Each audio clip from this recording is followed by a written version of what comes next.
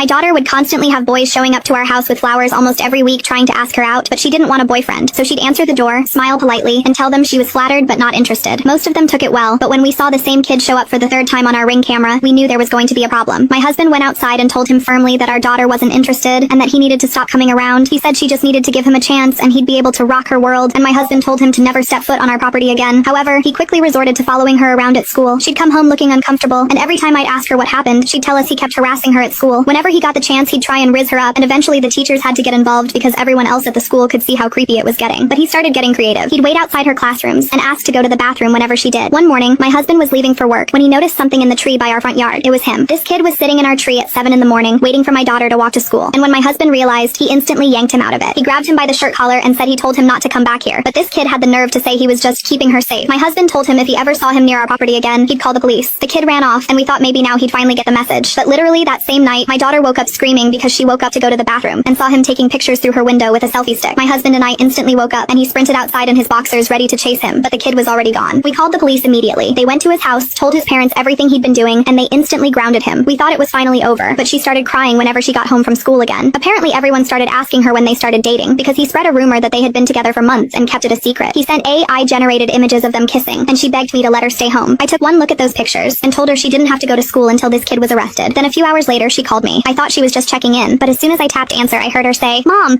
please come home, Mom. I'm so scared I don't know what to do. She was crying her eyes out and could barely form a sentence. Baby, what happened? But when I got home and saw the police there, I knew it was bad. Apparently, since everyone was convinced they were dating, he thought she would finally give in, so he broke into our house after he waited for me to leave for work. He walked through our house calling out for her, saying he'd only hurt her if she resisted. Then, she finally found her in her room. What he didn't know, however, was that I had taught her how to defend herself. He was gonna try and force his way onto her, but as soon as he did, he felt a sharp pain in his stomach. She had been hiding a large kitchen knife under a pillow in front of her, and he unknowingly leaned right into it. The ambulances didn't get there in time.